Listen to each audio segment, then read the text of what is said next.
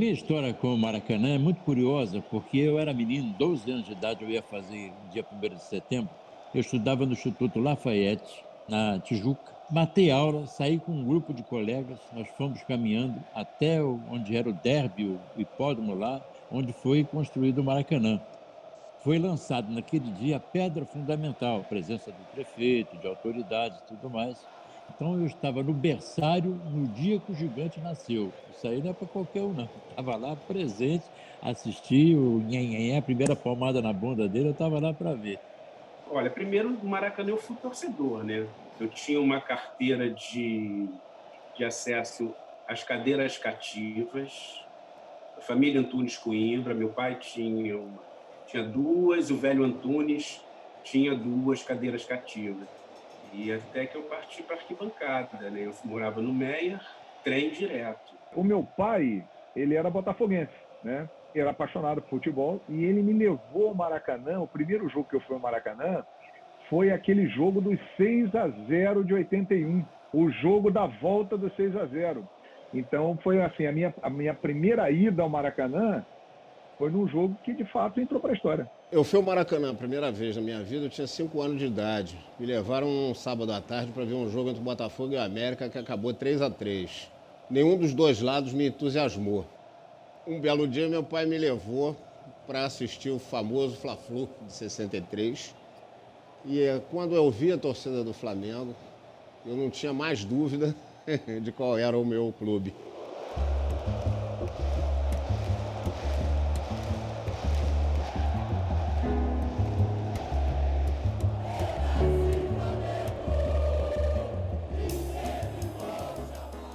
A primeira vez que eu fui ao Maracanã foi na Copa do Mundo, né? Foi no jogo Brasil e Iugoslávia, por sinal, nosso vizinho, era o grande astro do Mengão, era o Pelé da época, fez um gol, inclusive, para minha alegria.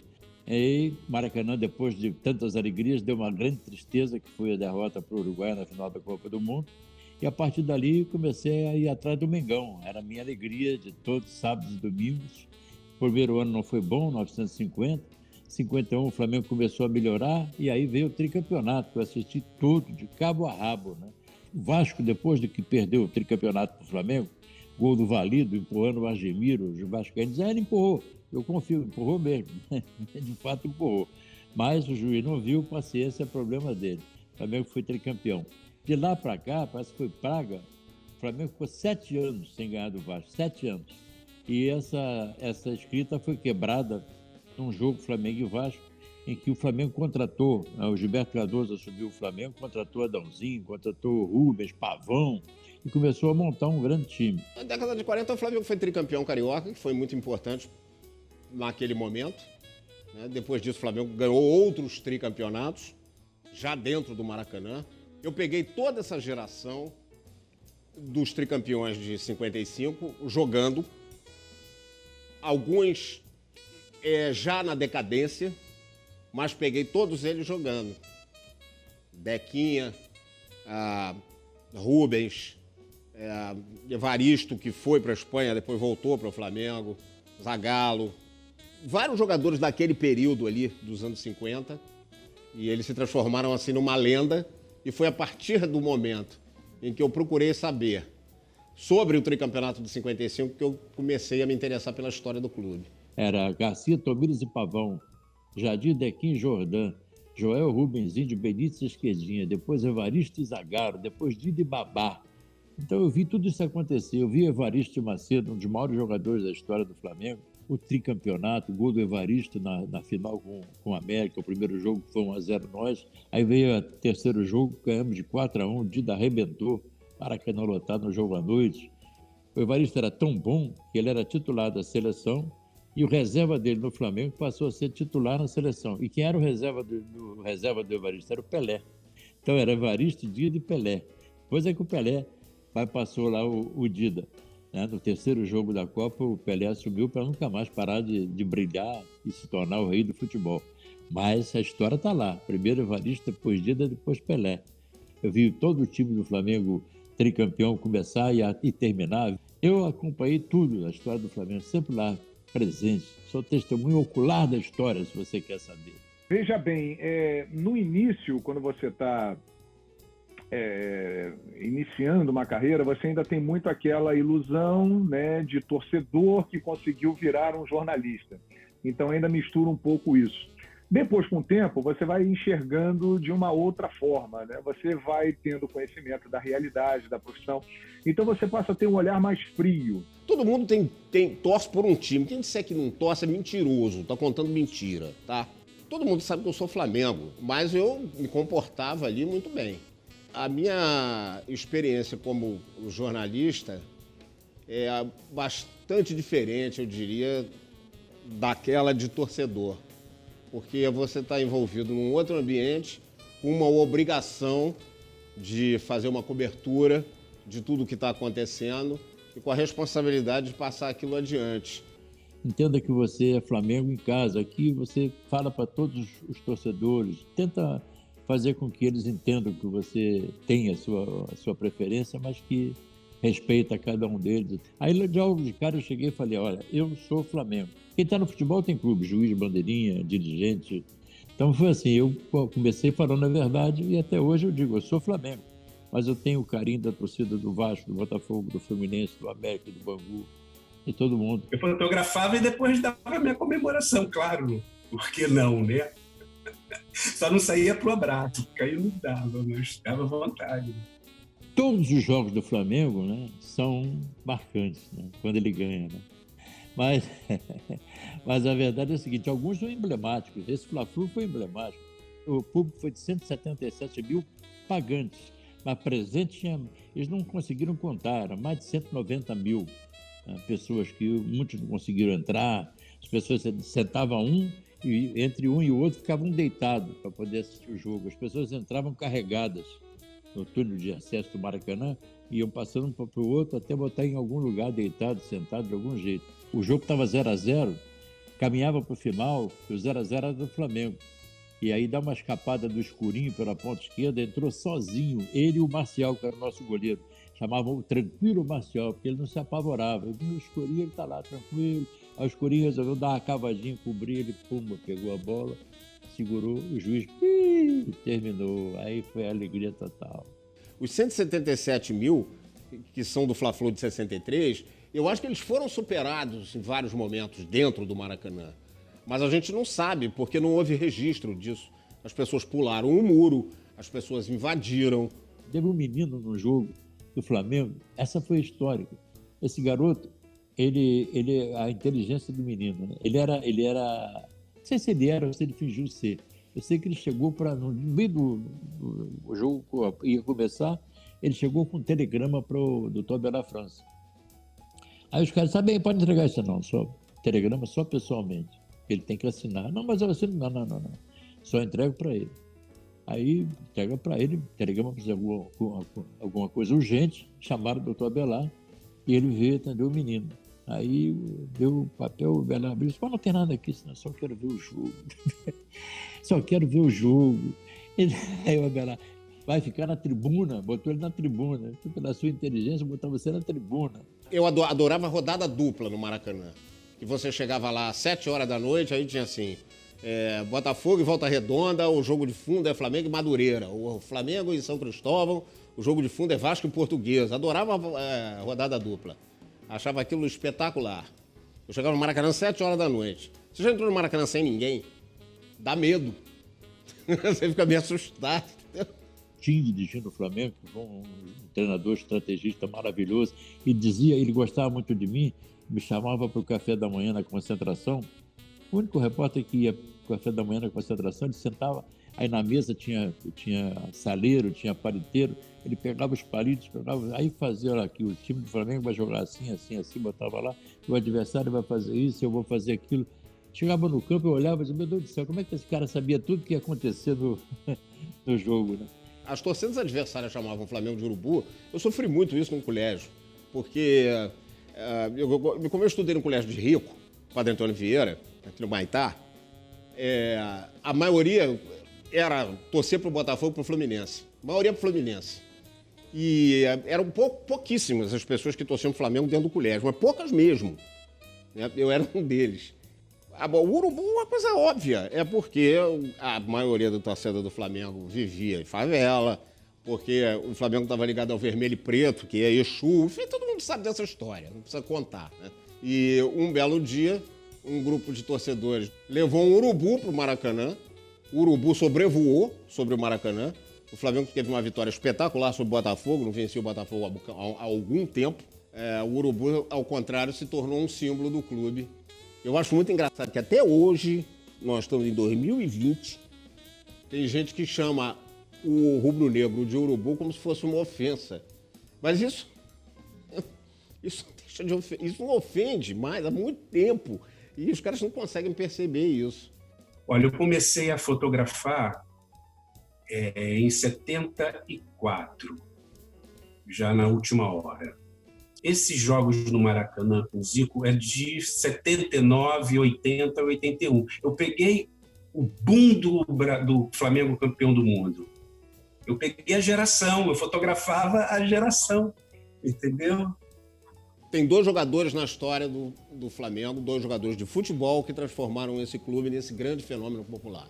Um deles foi o Leônidas da Silva. O Leônidas da Silva, que era negro, que peitou a sociedade e que se transformou num ídolo popular, também por causa disso, não era só por causa dos gols que ele fazia. E o Zico, que foi o grande jogador da história do Flamengo e que conseguiu resgatar tudo aquilo que o Flamengo já representava, mas que parecia meio adormecido. A partir do momento em que aquele grande time surge, ele vai resgatar tudo que existia, mas que parecia meio cansado, meio deixado de lado. Por que o Zico é galinho? O Zico é galinho porque o Celso Garcia, que foi quem levou o Zico para o Flamengo, que era amigo da família em Quintino, ele começou a falar tão bem do Zico na rádio, e o Valdir Amaral não acreditava que o Zico pudesse chegar a ser o jogador que o Celso falava, por ser um menino tão mirradinho, aquela coisa toda. Aí sempre que o Celso chegava, o Valdir perguntava: como é que está esse teu galinho? Aí o Celso: o galinho vai bem, não sei o quê. Aí o galinho isso, o galinho aquilo, aí ficou o galinho. Apelidou foi o Valdir. Depois o Valdir transformou isso numa coisa a favor, né? O galinho de Quintino, o famoso galinho de Quintino e tudo mais.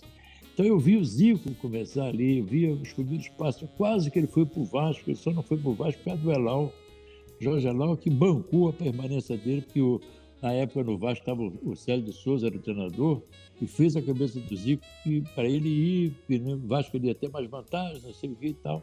Foi quando o Celso Garcia correu lá, falou com o Elal, e o Elal bancou a presença dele lá. Ele foi formado no Flamengo, né? Então tudo isso eu acompanhei, é uma história que você tem história para contar, né? Eu não estou no futebol por acaso.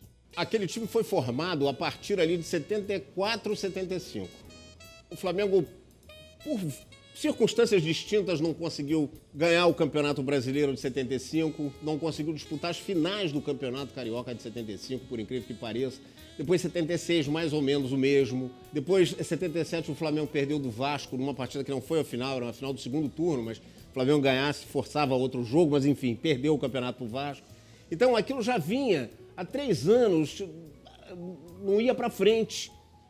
E eu acho que se o Flamengo tivesse perdido o título de 78, eles iam provavelmente fazer ali, ou tentar fazer uma reformulação. A conquista daquele título, eu acho que deu à direção do clube a coragem de tentar ir mais além. Não, já que esse grupo está pronto e que ele conseguiu, enfim, ser campeão, vamos tentá-lo fazer ganhar muito mais do que ele já conseguiu. Agora vai começar. E aí, o resto da história eu acho que todo mundo conhece. E eu acho que a torcida é fundamental. Parece um lugar comum, mas a torcida é o grande patrimônio da história do clube. Não tem nenhuma dúvida sobre isso. Primeiro eu quero te dizer o seguinte: todo momento do Flamengo é grande. O Flamengo não tem grandes momentos. Todo momento do Flamengo é grande. Mas esse aí foi realmente especial também. Perdemos o jogo lá de 1-0. E aí, no Maracanã, a diferença estava em cima, na arquibancada. E aí, amigo, os caras correram o dobro. O Reinaldo deu uma entrevista recentemente dizendo que ele mais ou menos sabia o que ia acontecer. Ele até se machucou nesse jogo e acabou fazendo um gol. Mas ele mais ou menos sabia o que ia acontecer, porque era uma coisa, a pressão que a torcida fez naquele dia. Até eu jogaria a bola se estivesse no campo, porque ou joga ou sai correndo deles. Eu fiquei encostado na bandeira de córner no Flamengo e Atlético Mineiro. E aí, de repente, o gol do Nunes, ele vem correndo na minha direção, se ajoelha assim, a 1 metro de mim, e eu sentado assim, e aí eu começo, plá, e faço umas 3 fotos, ele assim, pá, os jogadores abraçando, e a foto aparece todos os fotógrafos da grande imprensa, na reta, todos uns levantando, outros tentando trocar lente, outros não sei o quê, sabe? É uma foto, tipo assim, para quem estava ali esperando acontecer. Aliás, o fotógrafo, uma característica dele é esse poder de concentração e de frieza na hora do clique. Eu costumo dizer que a fotografia boa é aquela que é uma onda que vai se formando, como se fosse o filme você fotografando. Chega na hora que dá a arrebentação, é a hora da energia, é a hora da foto. Como torcedor, nada vai superar a final do Brasileiro de 80. Aquele é o jogo da minha vida. Eu, aliás, até evito de assistir o videotape. Já me chamaram várias vezes para assistir o videotape. E ele está disponível na internet. Mas eu nunca vi, porque eu prefiro deixar a memória guardada naquele dia. Eu tive muito contato com os geraldinos, como batizou o Washington Rodrigues, né? Exatamente por quê? Porque a gente ficava ali em cima na cabine com as pessoas da geral falando, né, para quem estava nas cabines de rádio, mandando recado, ou então, quando eu era repórter, eu estava no campo, ali no fosso, né, que dividia a geral do gramado, e aí a galera da geral toda hora falando alguma coisa, pô, fala isso aí, fala aquilo ali e tal, pô, alô, manda um abraço para mim aí na rádio. Eu fui a muitos jogos de geral, aqueles joguinhos assim, Flamengo e Portuguesa, quarta-feira à noite, Flamengo e Bom Sucesso, que a grana às vezes estava curta, ia de geral. Fui muito. Era um desconforto, você não viu o jogo? Não, você tinha a ideia do que estava acontecendo, mas você não viu o jogo, pô. Aí você quer negócio de você rodar, né? Vou pro outro lado, pelo menos eu fico perto do gol. Aí você xinga o bandeirinha e ouve. Coisas desse tipo, né? No contato direto que nós, hoje, narradores, comentaristas, temos com o público via redes sociais, que você tem o retorno imediato do seu trabalho, quem trabalhava ali no Maracanã e tinha contato com a geral de perto já tinha esse contato, mas de uma outra forma, era o olho no olho, né? Ou o cara te mandava um beijinho, ou ele te mandava um xingamento.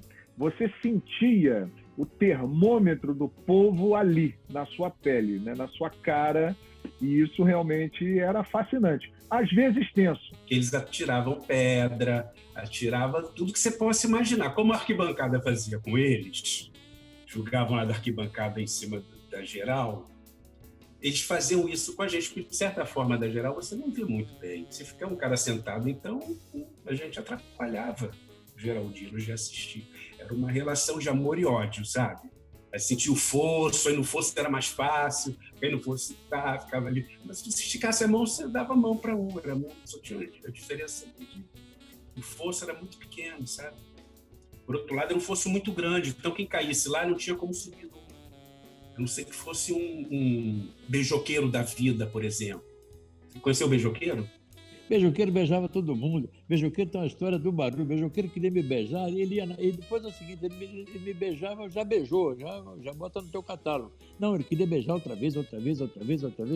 E ele beijou tanto e arrumou tanta confusão que um dia houve o pessoal aconteceu, esse cara é maluco e tal.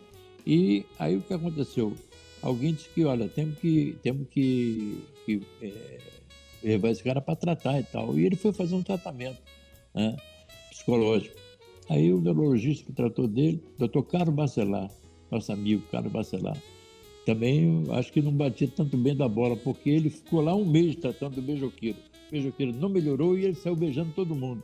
A primeira grande decisão que eu cobri foi aquela de 89. Eu estava no Maracanã, no gramado, e vi ali tudo aquilo, o gol do Maurício, o Flamengo sendo derrotado e o Botafogo campeão. Outro ponto também, já trabalhando, que me marcou muito, eu estava no Maracanã no dia daquela final, de novo, entre Flamengo e Botafogo, Só que dessa vez com um final feliz para o Mengão, porque o Flamengo foi campeão brasileiro em 92. E vi aquela cena que marcou e que até hoje fica na minha cabeça. Aquela grade arrebentando e as pessoas caindo. Eu estava ali, no Maracanã, ao lado, na cabine de rádio, e consegui ver as pessoas desabando. Então foi algo que, de fato, eu nunca mais esqueci. Eu não tinha visto o primeiro jogo, que foi 3-0. Eu estava de plantão no jornal no dia do 3-0. No outro jogo, que foi na semana seguinte, eu pude ir. Na hora que a arquibancada, que caiu aquele pedaço ali, aquele trecho do gradil da arquibancada caiu, eu estava no bar. E aí alguém chegou para mim e falou, caiu um pedaço da arquibancada. Eu falei, como caiu um pedaço da arquibancada? Aí quando eu cheguei, que eu vi o que era, até no dia houve até uma possibilidade de se cancelar a partida, o jogo acabou acontecendo, né? Aquilo foi trágico, foi terrível. Meu Deus do céu, eu nem gosto de lembrar. Estava ali, estava exatamente na cabine, a cabine da Rádio Globo ficava exatamente... 92 já era a Rádio Tupi, né? Não, já era a Rádio Globo. Era exatamente já do lado ali da torcida. Não, uma coisa pavorosa, terrível aquilo. Foi um episódio para esquecer. Acho que morreram 4 pessoas na queda, muitas se machucaram, porque uma queda de 4 ou 5 metros ali da arquibancada para a cadeira, aquelas lâminas da cadeira, aquilo dali, cara, a possibilidade de até morrer era grande, né? E o Maracanã estava caindo podre ali naquele momento e ainda não havia essa preocupação que existe hoje de você não superlotar os lugares. E mesmo naquele dia, apesar desse trauma, vi uma enorme festa, né, da torcida, conseguindo também viver a emoção de ter conquistado um campeonato brasileiro, né, a consagração do Júnior em 1992. Então, no início da minha carreira, esses foram os 2 pontos que realmente marcaram assim, da minha trajetória. Você não tem ideia de como é prazeroso para eu chegar para os meus filhos e meus netos e dizer que eu vesti a camisa do meu clube. É incrível isso, mas as pessoas não têm a exata noção do que é isso. Você poder representar essa nação, você poder ir para o Maracanã com a responsabilidade de agradar aquela gente que está na arquibancada. Quando o Kleber me chamou, havia uma crise no Flamengo, tinha terminado o Fla-Flu do gol de barriga, briga do Romário com o Vanderlei Luxemburgo, o Vanderlei saiu, entrou o Edinho, aí o Flamengo viajou, lá não deu certo lá fora, veio aqui, começou o brasileiro, o Flamengo começou perdendo e o Edinho saiu. Quem é que ia querer pegar o Flamengo se ia começar em seguida a Supercopa dos Campeões da América, a Supercopa dos Campeões da Libertadores? Jogamos 8 jogos, ganhamos 7. Ganhamos aqui, ganhamos fora, ganhamos no Rio, ganhamos na Argentina, ganhamos no Rio, ganhamos no Uruguai, ganhamos aqui, ganhamos em Belo Horizonte, ganhamos aqui do Independente, perdemos lá. E perdemos por um gol de salto. Quer dizer, se eu tivesse feito um gol lá, perdi 2-0 para o Independente lá. Se eu tivesse feito um golzinho lá, ou tivesse feito o segundo gol aqui, se eu tivesse feito um golzinho lá, eu ganharia com um gol aqui. Mas se eu tivesse feito 2 aqui, eu iria para os pênaltis, pelo menos. Quer dizer, a grande decepção que eu tenho da vida foi ter perdido esse jogo. Até hoje tem pesadelos daquele jogo. E o Mondragón, que era o goleiro do Independente, aquele dia ele pegou até tiro de revólver. Esse jogo com o Independente foi uma prova. Terminou o jogo, o time saiu de campo aplaudido. Apesar de ter perdido o campeonato, ganhou o jogo, vai perder o campeonato. Saiu de campo aplaudido. Então a torcida do Flamengo ela é generosa, ela cobra, mas ela entende, ela quer que você se doe. Então você precisa entender o que representa vestir essa camisa. Nada contra os outros torcedores, os outros clubes, todos têm o valor, todos eles brigam, todos eles querem. Mas ser Flamengo é diferente, só quem é Flamengo sabe. Não adianta querer contar, porque ninguém vai entender. Quem é Flamengo sabe que o coração bate diferente, bate mais forte. Dizem que o campeonato estadual não vale nada. Eu discordo completamente disso, porque eu sou de uma outra época, então eu discordo completamente disso, até porque durante anos e anos e anos da minha vida, eu aturei os tricolores dizendo que tinham mais título que o Flamengo. Um dia o Flamengo empatou essa disputa e hoje tem 4 na frente. Cada um que o Flamengo ganha é 1 a mais. Então, o regional para mim é importante pra caramba. Digam o que quiserem. E dentro do Maracanã, eu acho que o tricampeonato mais importante para mim foi o de 2001. Quando chegou no final da partida, restavam ali 5 minutos. Eu não sei, às vezes a gente tem a convicção de que a vitória vai vir. E aí eu me levantei e fiquei em pé naquela antiga boca da saída ali da tribuna de imprensa. Fiquei em pé ali porque eu falei assim, se sair o gol eu não vou aguentar. Eu saio correndo lá para baixo para poder extravasar. E na hora que o juiz Léo Feldman marcou a falta, eu digo, o gol vai sair agora. Eu já estava ali em pé, recuei um bocadinho. Agora, o mais engraçado é que quando eu corri lá para baixo para comemorar o gol, encontrei 4 colegas, cujos nomes não vou dizer aqui, que trabalhavam comigo e que tinham me dito no intervalo do jogo que aquele era um caso perdido. O Flamengo não ia vencer. Tem narrações, né, que marcam, que ficam, né? Por exemplo, aquela caminhada de 2009, aquela arrancada do hexacampeonato brasileiro. Eu fiz boa parte dos jogos do Flamengo naquele segundo turno onde o time começou a engrenar. E eu me lembro de um jogo, de uma narração que até hoje é muito comentada, de um gol do Adriano, o Imperador, contra o Coritiba. Num passe do Petkovic, a bola longa para o Adriano, ele sai correndo e na entrada da área, quando o goleiro ameaça sair, ele mete por cima e faz um golaço. E até hoje a torcida lembra muito, é uma narração que realmente ficou e que muitos rubro-negros comentam comigo até hoje. Essa trajetória agora da Libertadores 2019, o jogo que eu considero assim mais importante na caminhada do Flamengo, tirando, é claro, a final épica e memorável contra o River Plate, foi aquele jogo contra o Emelec das oitavas de final. Eu acho que aquele jogo tirou todo um peso, todo um trauma que o Flamengo carregava de eliminações seguidas de Libertadores e deu a confiança para o time seguir. E a disputa de pênaltis daquele jogo contra o Emelec e o lance final em que o jogador erra o pênalti, o Queiroz, a bola bate no travessão e o Flamengo se classifica, realmente também é uma narração empolgante e que muita gente lembra. Isso no Maracanã. Primeiro Maracanã tem Maracanã 1 e 2. Né? O Maracanã antes, eu criei os Geraldinos e Arquibaldos para poder homenagear aquele pessoal da Geral, o pessoal da arquibancada que fazia aquela festa.